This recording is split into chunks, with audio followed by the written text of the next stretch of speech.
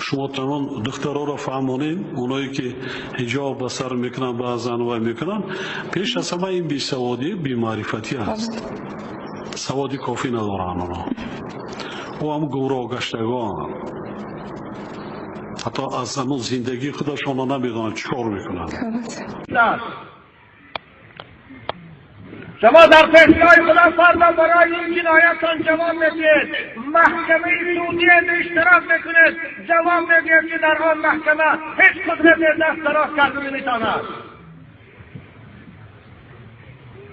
پوشیدن روی مال این امر خدا هست. هیچ قانون، هیچ حکومت، هیچ پدر و مادر حق ندارد ضد قانون خدا قانون برارد. لا طاعت لمخلوق فی معصیت الخالق. دخترات عریان گردن کسی کار ندارد، دخترها فاحشه شوند کسی کار ندارد. دختر مسلمان با آداب شود، با عفت شود، با حجاب شود، قوه زور استفاده میبرند و ایستگی مگر همین است دموکراسی است؟ مگر آزادی وجدان، آزادی عقیده و اعتقاد همین است؟ ما باری هم دختری سرزنش نرفتیم از موی سرش کشیم که چون سرزنش میگردی. اونها دخترهایی که به اختیار خودشان روی مال میبردن، هم نشانی اسلامی شدند، هم نشانی مسلمانی، هم نشانی لباس ملی شدند، روی تشکیل میکنند، روی مالاشان هستند، از خدا نمیترسند. مگر همون عذابی که خداوند بالای امریکا دعوت اینا به عبرت نیست؟ همون طوفان‌هایی که پی در پی در یک ماه آخر امریکا را اقتصادیات به خواب یکسان کرد، امروز بود راهی گرفتن شده می‌داند و بلا همون برای اینها عبرت نیست؟ یا خدای بوشو امریکا دیگر خداست، خدای تاجیکستان دیگر است. در قرآن میگه و ما كنا مهلك القرى الا واهلها ظالمون. وقتی که بندگان خدا به مقابل خدا قانون خدا اعتراض کردن، ضد برآمدن، مقابلت نشان دادن، خدا میگه ما اهل این قشرها را، اهل این شهرها را هلاک میکنیم. اگر امریکا را طوفان هلاک کرد، ما را زمین جنبی هلاک میکنند. کوهها رو ببینید، این کوههای بلند قامت که در مرزا و در رامت و در اینجا اختیار الله دارد. آی کناب که بلکه قصد حاضر میکنم دشم برسی که خاک بکنم. حکومت دارای عزیز از خدا ترسید. خوب آزادی باشد، اون که دلوش میگرده از ما کارش نداره. ما فقط با زبان، خوب شما هم با زبان تا نصیحت کنید، اما قوار استفاده نبرید. ما خیال کردیم که شما رای تشکیل بکنه زنهای فاحشه رو بخفه، رای تشکیل بکنه گرایی کشار رو بخفه، رای تشکیل بکنه دزدار رو بخواه. برای زنی با آداب و با حیا را روی ما چه از سر گرفتن رای تشکیل.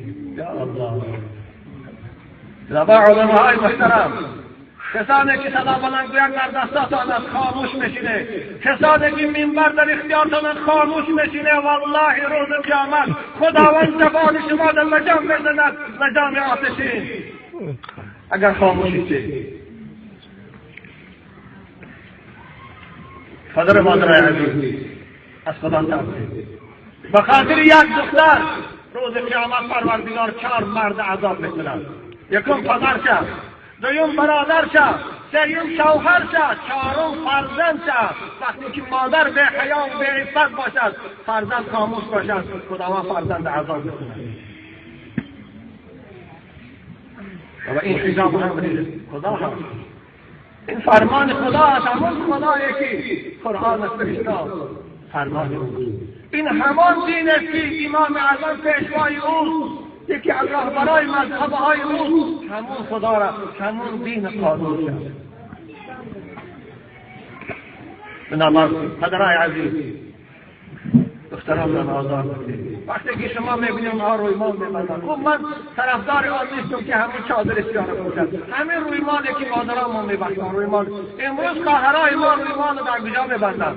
من بارها گفتم بعضیا خفه شدن، در روز مرده، بالای مرده، در روز مصیبت روی مال میبرند، روی مال سفید ماه بار خوشرو میروند همشان. خواهرای همین روی مال در بازار هم بند، همین روی مال در روز توی خلصندیتان هم بند، ماه بار خوشرو شده. نخواهد که همین سر دل حسن باشد. قرآن پروردگار میگه یا بنی آدم قد انزلنا علیکم لباسا یواری سوآتکم و ریشا. اما خدا میگه برای شما من لباس آفریدم، برای شما زیبایی آفریدم. این لباس در بر کنه که عورت شما را، شرمگاه شما را پوشاند. موی طرف شرمگاه هست، اما الله های خالص را پرسه در شریعت مقدس اسلام چگونه اصلاف تازانی شرمگاه هست پوشیدنش فرض است. برای زن مسلمان موی طرف هم پوشیدنش فرض است.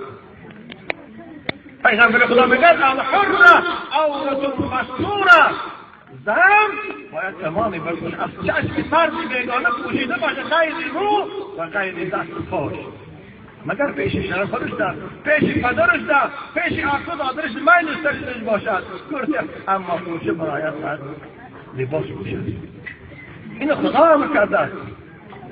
تمام موجودات خداوند لباس داده است. ببینه همین مرغ هم پر دارد، بدنش میپوشاند. اگر پراش کنی سرشته همه چنین سرخ چگونه در نظر آدم بزرگ میتابند. انسان از خداوند براش لباس فرض کرده پوشه تا در نظر مردم خوشبو تابند. بنابراین صدر امر خدا هست. کسی اگر قبول ندارم، پدر مادر هست، کلام من قبول ندارم، این نشانی اخیر موندگی از ایمان خارج میشه. شوخی نکنید. او عقیده های صفرسویه که ایمان در دل است، دل صاف باشد، دل با عفت باشد، فطرت با عفت باشد، این خطا کردید. اسلام دین ظاهری است، هم دین باطن است هم دین ظاهر است. باید مسلمان ظاهرش موافق به فرمان خداش باشد. چگونه قانون حکومت رعایت نکنیم، حکومتدارا خفه میشوند، داشتیان عذاب جزا میدهند، مانند این قانون خدا را کسی رعایت کنند خداوند او فردا جزا میدهد تا او سردرگم. بنابراین این رومال بستن این امر خدا هست. باور کنید شما قرآن را دیدید، شما گفتن من قرآن مثلا خیلی کلیدی ترجمه کردم، شما خوانید آخر همون قرآن رو شما میخوانید. در همون قرآن خداوند امر کرده که یدنین علیهن من جلابیبهن، برتر چادر پردگی پیشگری شما را، موی سر شما را، کتفای برهنه شما را پوشانند. این امر خدا هست.